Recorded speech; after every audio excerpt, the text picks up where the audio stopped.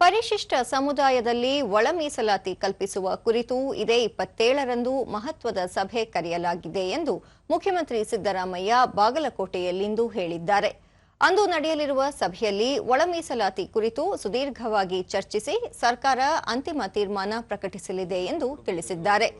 ಪಶ್ಚಿಮ ಏಷ್ಯಾದಲ್ಲಿ ಬಿಕ್ಕಟ್ಟು ಎದುರಾಗಿರುವ ಹಿನ್ನೆಲೆಯಲ್ಲಿ ಎಲ್ಪಿಜಿ ಸಿಲಿಂಡರ್ ಸರಬರಾಜು ಮಾಡುವ ನಿಟ್ಟಿನಲ್ಲಿ ಕೇಂದ್ರ ಸರ್ಕಾರ ಪ್ರಯತ್ನಿಸುತ್ತಿದೆ.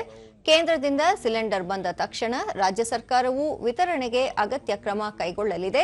ಈಗಾಗಲೇ ಆಹಾರ ಮತ್ತು ನಾಗರಿಕ ಸರಬರಾಜು ಸಚಿವರು 2 ಸಭೆಗಳನ್ನು ನಡೆಸಿದ್ದು ಕೇಂದ್ರಕ್ಕೆ ಪತ್ರವನ್ನು ಬರೆಯಲಾಗಿದೆ ಎಂದು ಹೇಳಿದರು. ಕೃಷ್ಣಾ ಮೇಲ್ದಂಡೆ ಯೋಜನೆಯ ಸಂತ್ರಸ್ತರಿಗೆ ಪರಿಹಾರದ ಚೆಕ್ ವಿತರಣಾ ಕಾರ್ಯವನ್ನು ಇಂದಿನಿಂದ ಪ್ರಾರಂಭಿಸಲಾಗುತ್ತಿದ್ದು ಸಂತ್ರಸ್ತರೆಲ್ಲರಿಗೂ 3-4 ವರ್ಷಗಳ ಅವಧಿಯಲ್ಲಿ ಸಂಪೂರ್ಣ ಪರಿಹಾರ ನೀಡಲಾಗುವುದು ಎಂದರು.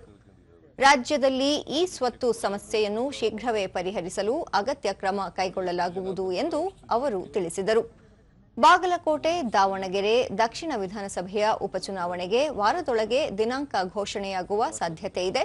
ಉಪಚುನಾವಣೆ ಎದುರಿಸಲು ಪಕ್ಷವೂ ಕೂಡ ತಯಾರಿ ನಡೆಸಿದ್ದು ಅಭ್ಯರ್ಥಿಗಳ ಆಯ್ಕೆ ಕುರಿತು ಪಕ್ಷದ ಹೈಕಮಾಂಡ್ ನಿರ್ಧಾರ ಕೈಗೊಳ್ಳಲಿದೆ ಎಂದು ಹೇಳಿದರು. 4 ವರ್ಷ ಸರ್ಕಾರದಲ್ಲಿ ಇದ್ದರಲ್ಲ, ಈಗಾಗಲೇ ಟೆಂಡರ್ ಕರೆದಿದ್ದೀವಿ, ಏಜೆನ್ಸಿ ಫಿಕ್ಸ್ ಆಗದೆ, ಕೆಲಸ ಪ್ರಾರಂಭ ಆಗಬೇಕು ಅಷ್ಟೇ. ಅದಕ್ಕೆ ಇವತ್ತು ಅಡಿಗಲಾಗ್ತಾ ಇದೆ. ಅವರು ಒಬ್ರು ಆಸ್ಪಿರೆಂಟ್, ಅವರು ಒಬ್ರು ಸ್ಟ್ರಾಂಗ್ ಆಸ್ಪಿರೆಂಟ್. ಹೈಕಮಾಂಡ್ ತೀರ್ಮಾನ ಮಾಡಿ ಇನ್ನು ಎಲೆಕ್ಷನ್ ಘೋಷಣೆ ಆಗಿಲ್ವಲ್ಲ, ಆಗ್ಬೋದು, ಇನ್ನೊಂದು ವಾರದಲ್ಲಿ ಆಗ್ಬೋದು, 1 ವಾರದ ಒಳಗಡೆ ಆಗ್ಬೋದು. ಯಾರ್ಯಾವ ಆಕಾಂಕ್ಷಿಗಳಾಗೋದು ತಪ್ಪಲ್ಲ, ಆದರೆ ಹೈಕಮಾಂಡ್ನವರು ನಾವೆಲ್ಲನೂ ನೋಡಿ ಕ್ಯಾಂಡಿಡೇಟನ್ನು ಶಿಫಾರಸು ಮಾಡ್ತೀವಿ, ಅವರು ಹೈಕಮಾಂಡ್ನವರು ಅಂತಿಮವಾಗಿ ತೀರ್ಮಾನ ಮಾಡ್ತಾರೆ.